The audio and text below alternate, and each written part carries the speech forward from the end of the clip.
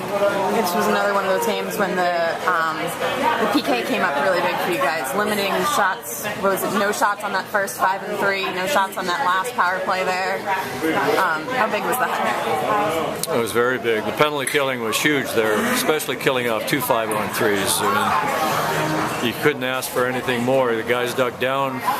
The defensemen, the forwards, the goaltending was tremendous, and that's the stuff you have to rely on in the game today. The special teams are always a huge part of it, and tonight we had to call on those guys to get us to a point where we had an opportunity to win a game.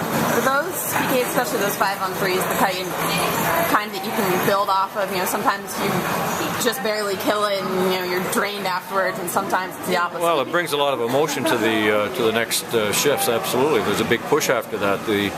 You're pretty limited in the number of players you're using, so the guys that are watching, sitting on the bench, they're waiting for their time, and when you kill it off, they've got another, a big boost of adrenaline, and they want to go out and play well and say, hey guys, you did a great job. Let's try to help this cause out here right now.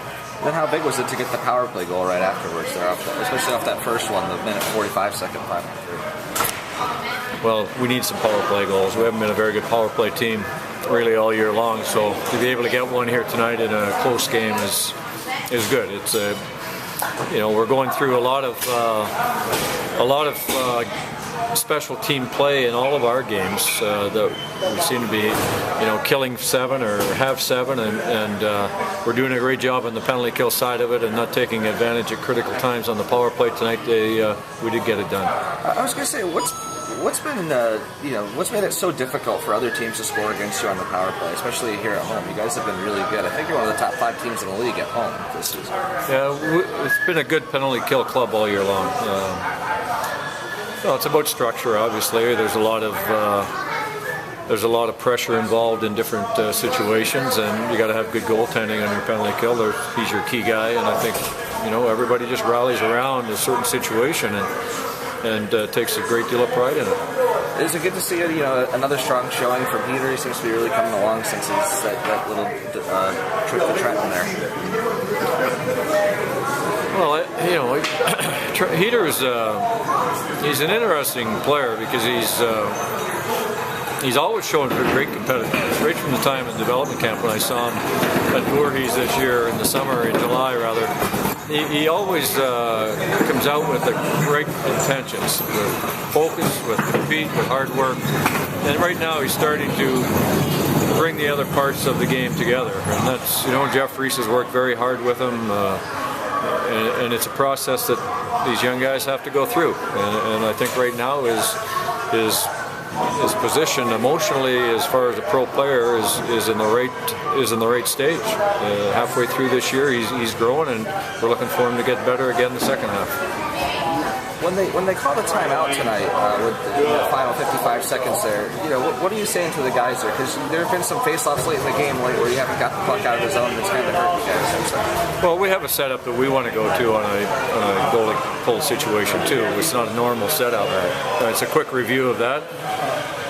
Ideally, if you win the face-off, what are you going to do? And if you don't, there's certain people have to react. Not everyone has to. And I think you saw when we did lose the face-off here that people were in the right position to block shots. Right, I was going to say, because they spent that entire 55 seconds in your zone, but they didn't get a shot on goal. Yeah. And I think that's pretty remarkable. Well, you get in the shot lanes. It's a penalty kill mentality now. You got to dig in. You got to get in the shot lanes. You got to block shots. You do whatever you can to sacrifice yourself in order to preserve a win. And again, you see it. There's a lot of communication on the ice, a lot of yelling and support, and when the puck is loose, there's quick pressure to it.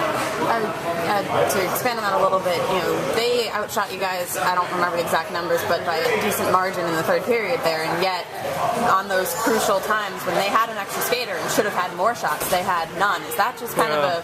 They also got a shot on that high stick whistle in the neutral zone when the face-off came back out to the neutral zone. They got a shot credited for that one also. So anyway,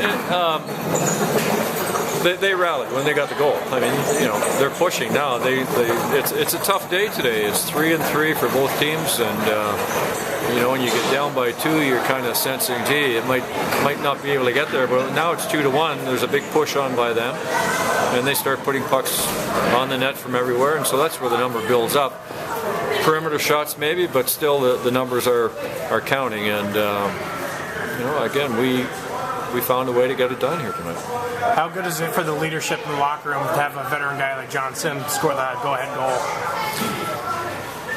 I think it's really important that John Sim give us some offensive production and in the right areas of the ice. It's not plays where he's blasting pucks from above the top of the circle. His game is down around the blue paint, back of the net. He's creating stuff, either getting in the view of the goalie, screening goalies, or just running into the defenseman, creating scrums, and loose pucks are developed out of that. And his goal tonight was a wraparound hard play, and I hope that comes in bunches now for him.